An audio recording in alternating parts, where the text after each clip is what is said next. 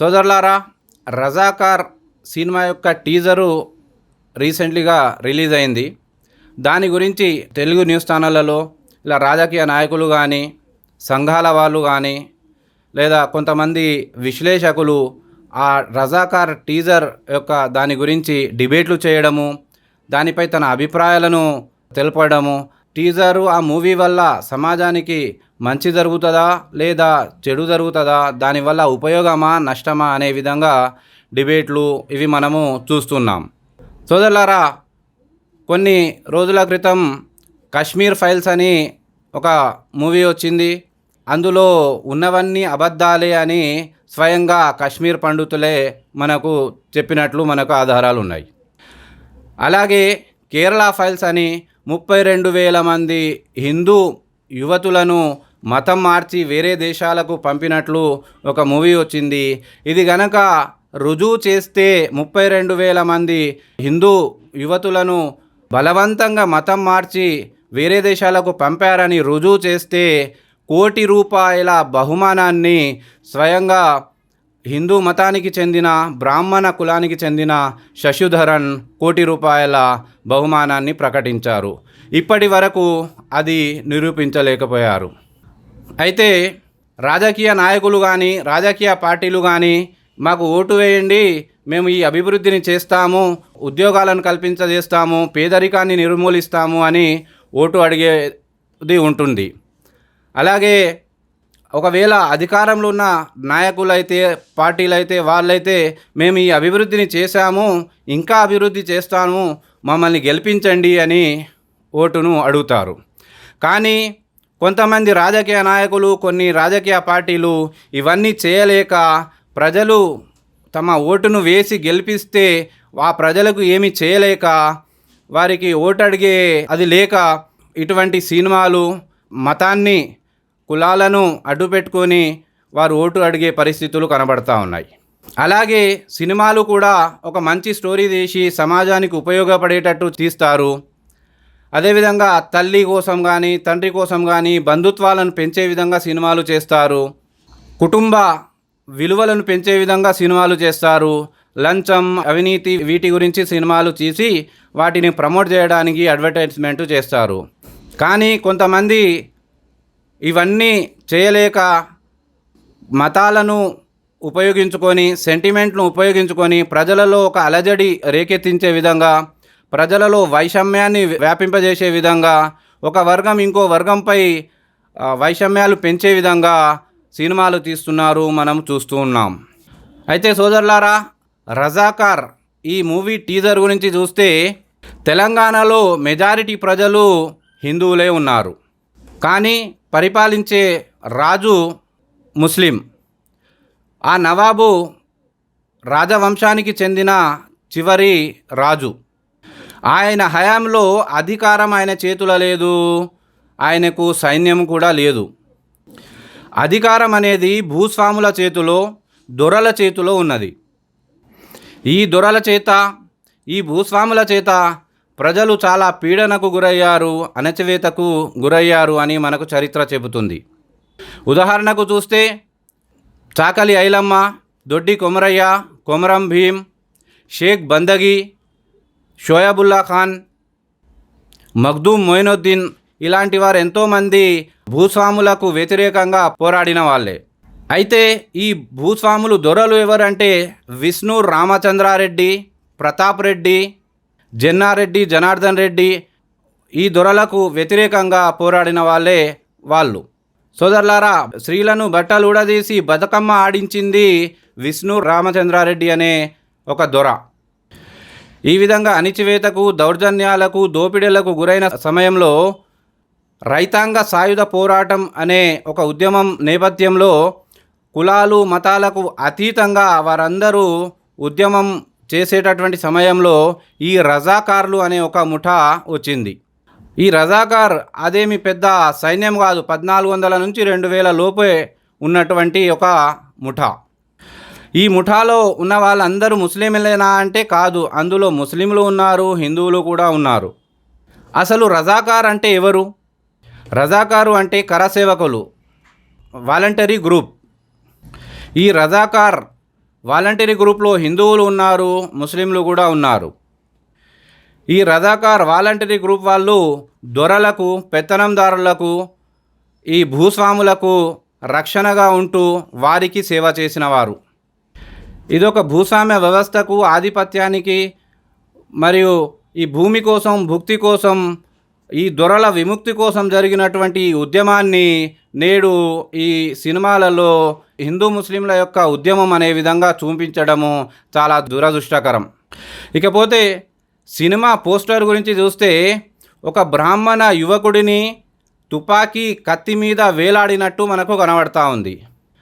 ఒకవేళ రజాకార్ సినిమా తీస్తూ ఒకవేళ పోస్టర్ మీద ఫోటోలు పెట్టదలుచుకుంటే చాకలి ఐలమ్మ, దొడ్డి కొమరయ్య, షోయబుల్లా ఖాన్, షేక్ బందగి ఇటువంటి వారి ఫోటోలు పెట్టాలి. ఎందుకంటే వీరందరూ దొరలకు, పెత్తనందారులకు, భూస్వాములకు వ్యతిరేకంగా పోరాడిన వాళ్ళు, ప్రాణాలను అర్పించిన వాళ్ళు. ఇకపోతే రజాకార్ సినిమా టీజర్ కనుక మనం చూస్తే ఇస్లాంలు వ్యాప్తి చేయండి, ప్రతి వాడల మసీద్లను కట్టించండి, ప్రతి ఇంటిపైన ఇస్లాం జెండా ఎగరాలి అని ఒక డైలాగ్ ఉంటుంది. ఇస్లాంలు వ్యాప్తి చేయండి అంటే మన భారతదేశంలో ఉన్నటువంటి ముస్లిం రాజులు పరిపాలించారో వాళ్ళెవరూ కూడా ఇస్లాం కోసం పాటు పడినట్లు కానీ, ఇస్లాంలు వ్యాప్తి చేయడానికి పనిచేసినట్టు కానీ మనకు చరిత్రలో ఎక్కడా కనబడదు. ఉదాహరణకు మొఘలులు, తురష్కులు ఇలా ఎంతోమంది ముస్లిం రాజులు మన భారతదేశంలో ఎన్నో సంవత్సరాలు రాజ్యాధికారం పెట్టుకొని రాజ్యమేలారు, కానీ ఇస్లాం కోసం పనిచేయలేడు.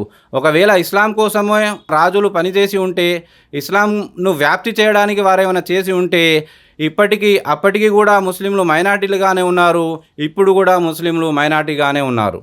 ముస్లిం రాజులు ఇస్లాం వ్యాప్తి కోసం పనిచేస్తే ఇప్పటికీ మొత్తం భారతదేశంలో మొత్తం మెజారిటీ ముస్లింలే అయి ఉండాలి, కానీ అలా లేదు కదా, ఇప్పటికీ కూడా మైనార్టీలుగానే ఉన్నారు.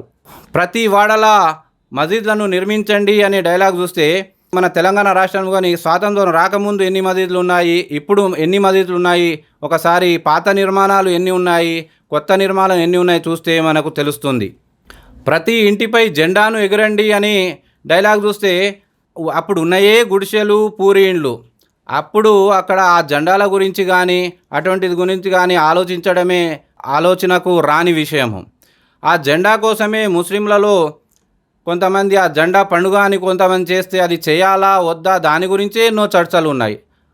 హిందీ, తెలుగు, సంస్కృతం ఈ భాషలను తీసివేయండి, ఉర్దూ, అరబ్బీ పుస్తకాలను పెట్టండి అని ఒక డైలాగు. చివరకు భాషను కూడా మతం రంగు పూసుకునేటటువంటి రోజులు ఈరోజు కనబడతా ఉన్నాయి. తెలంగాణలో ఉన్నటువంటి మెజారిటీ ముస్లింలు ప్రతి ఒక్కరు వారికి తెలుగు వస్తుంది, తెలుగులో మాట్లాడతారు. అంత మాత్రాన మతానికి కానీ కులానికి కానీ ఏమైనా సంబంధం ఉందా? ఇక్కడ ఉన్నటువంటి హిందువులకు కొంతమందికి ఉర్దూ వస్తుంది, అంత మాత్రాన వాళ్ళు ఏమైనా మతం చేంజ్ అయ్యారా? గమనిక ఇక్కడ ఒక విషయం ఏమిటంటే నా ఛానల్ కూడా బ్రదర్ అన్వర్ తెలుగు అనే పేరు మీదనే ఉంటుంది. మతం మారని కాఫీర్లను ఉరి తీయండి అని డైలాగ్ ఉంది. ఖురాన్లో సూరే మైదా 5వ అధ్యాయం 32వ వాక్యంలో ఒక ప్రాణిని చంపేస్తే సమస్త మానవాళిని చంపినట్లే, ఒక ప్రాణిని కాపాడితే సమస్త మానవాళిని కాపాడినట్లే అని ఖురాన్ బోధిస్తుంది. ఖురాన్లో సూరే నిసా 4వ అధ్యాయం 1వ వాక్యంలో మానవ జాతి మొత్తం ఒకే జంట సంతానము, రక్త సంబంధికులు అని ఖురాన్ బోధిస్తుంది. అసలు కులాలకు, మతాలకు అతీతంగా జరిగిన ఈ ఉద్యమాన్ని ఈ హిందూ ముస్లింగా ఉద్యమంగా ఏదేదో ఇందులో కాఫీర్లు అనడము, ఇందులో ముస్లింల గురించి తేవడము, ఇది ఎంతవరకు సమంజసమో ఒకసారి ఆలోచించాలి. నిజాం స్థానంలో ఒకే మతం ఉండాలి, అది ఇస్లాం అయి ఉండాలి అని మనకు కనబడుతుంది. ఇది మత ఉద్యమం అయితే అందులో ముస్లింలు ఎందుకు చనిపోతారు? షోయబుల్లా ఖాన్, షేక్ బందగి ఇటువంటి వారు ఎందుకు చనిపోతారో ఒకసారి ఆలోచించాలి. ఇంకా బ్రాహ్మణుని యొక్క జంజము తెంపడము, ఆ బ్రాహ్మణులను చంపిన విధంగా కనబడతా ఉంటుంది. వాస్తవానికి నిజాము పరమత సహనాన్ని ప్రోత్సహించేవాడు. తెలంగాణలో ఉన్నటువంటి గుడులలో ధూపదీప నైవేద్యాలు పెట్టడానికి పూజారులు, పండితులు లేకపోతే స్వయంగా నిజామే పాల్ఘాట్ నుంచి, తమిళనాడు నుంచి, వేరే రాష్ట్రాల నుంచి పండితులను ఆహ్వానించినట్టు మనకు విశ్లేషకులు చెబుతున్నారు. నిజాం స్వయంగా హైదరాబాద్లో రామాలయాలను కట్టించాడు అని మనకు విశ్లేషకుల ద్వారా తెలుస్తుంది. ఉదాహరణకు సీతారాంబాగ్లో రామాలయం, అత్తాపూర్లో రామాలయం ఇలా నిర్మించి వాటి ధూపదీప నైవేద్యాలకు ఫండ్స్ పంపేవాడు అని మనకు చరిత్రకారులు కానీ విశ్లేషకులు కానీ చెప్తున్నారు. కాశ్మీర్ను కాపలగా ఉంటూ హైదరాబాద్ను కాపాడుకుందాం అనే ఒక డైలాగు చూస్తే కాశ్మీర్లో ఉన్నటువంటి వారందరూ మెజారిటీ ముస్లింలే అయినా అక్కడ పరిపాలించేటటువంటి రాజు మాత్రము హిందూ. అక్కడ హిందూ పరిపాలించే రాజు కాశ్మీర్ను పరిపాలిస్తుంటే ఈ నవాబు కాపలాగా ఉండేదేందో ఇక్కడ కాపాడేదేందో ఒకసారి ఆలోచించాలి.